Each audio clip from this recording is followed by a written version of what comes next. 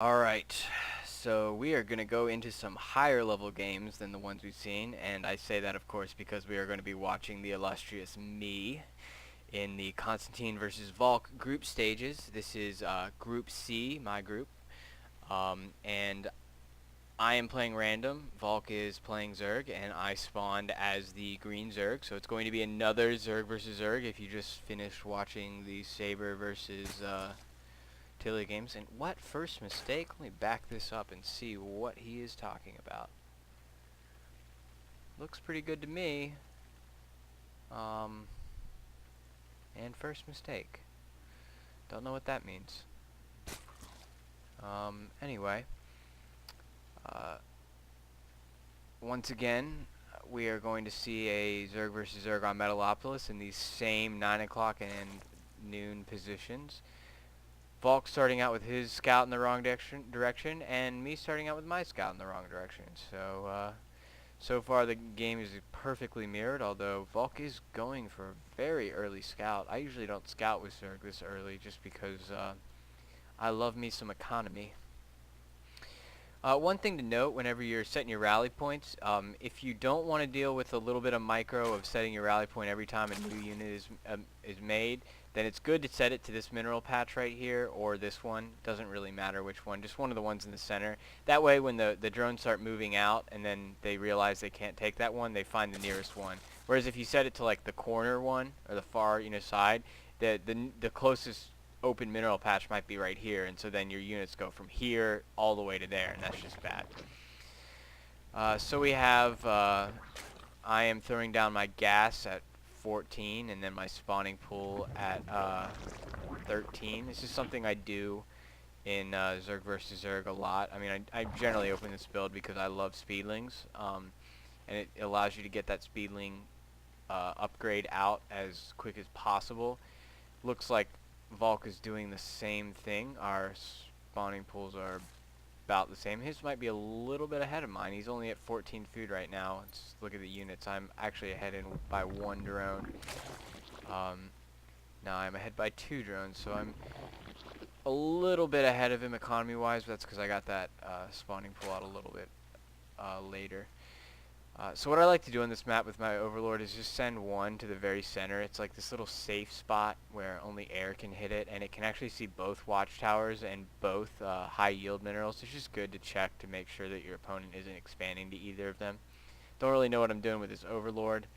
I have a scout drone in his base just running around. I'm trying to scout out a roach warren because I know that Vaulk loves roaches. Before the roach buff, or the roach nerf actually, he used to talk about how he literally could not lose in Zerg versus Zerg with his roach build.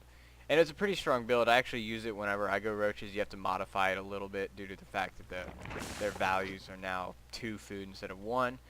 And there it is, the roach warren going down. I have not scouted this yet, so I'm still expecting Zerglings out of him. So I myself am throwing down a baneling's nest.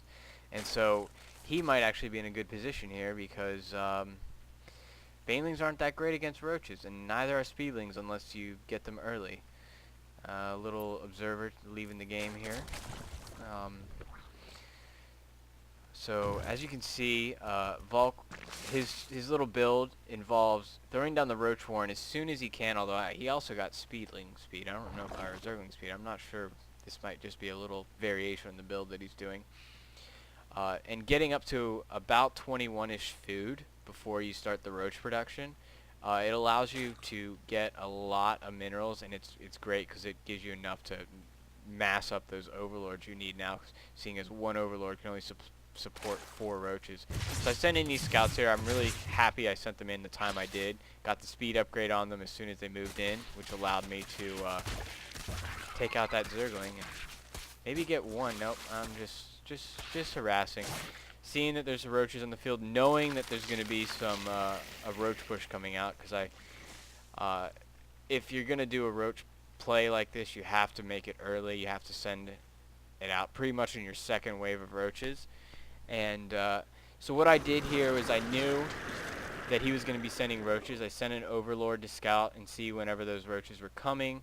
I knew I was going to be in some some deep water if those roaches got into my main, so I started throwing down some spine crawlers. I'm really kind of low on just stuff right now, so I'm gonna pull guys off of gas, which is gonna not really allow me to make that many banelings.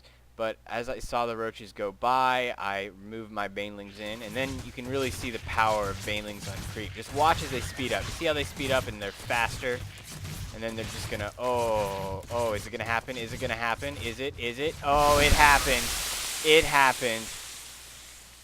And there go his workers. And I think I might actually, nope, didn't get any more, but I don't think so. Oh. In anger, Vaulk just kind of spat at his own hatchery after that happened. And now he's gonna move out with these roaches. Really the only play you got left. He knows that I committed to banelings, so unless I had like, a ton of spine crawlers down, he was going to have a stronger force, but that's exactly what I did, knowing that he was going to have to attack at that moment. Threw down some spine crawlers. Didn't really even worry about getting more zerglings, because spine crawlers take out roaches so fast. Because roaches only have 3 range, spine crawlers rocking a good 7 range, plus they do an extra 5 damage versus armored. And then you can get the speedlings in and back them out as soon as they're out of range of those spine crawlers, and the roaches can't even really get in range of those spine crawlers. Gonna move around. As soon as I see that, I pick up 2 and I move them down here. Gonna try and take out my baneling nest maybe, I'm not even sure. Gonna lose that queen. That's pretty good sniping by him. That baneling's nest at this point is just, fodder. I don't even need it. Don't care one bit about it. Got a lot of spine crawlers. You can see his economy is really still far behind. Gonna clean this up. Spine crawlers doing the little camel head poke. And at this point, I think he is just about to GG out. Not really much he can do. I got a huge army of speedlings. He's got very little money. Making a couple banelings here just to kind of put the hurt on him.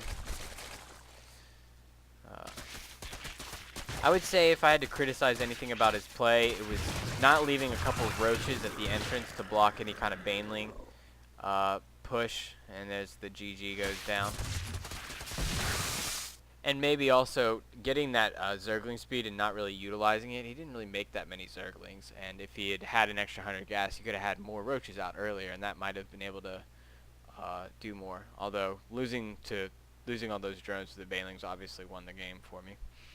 So we'll be moving into the second game. I am at 1-0.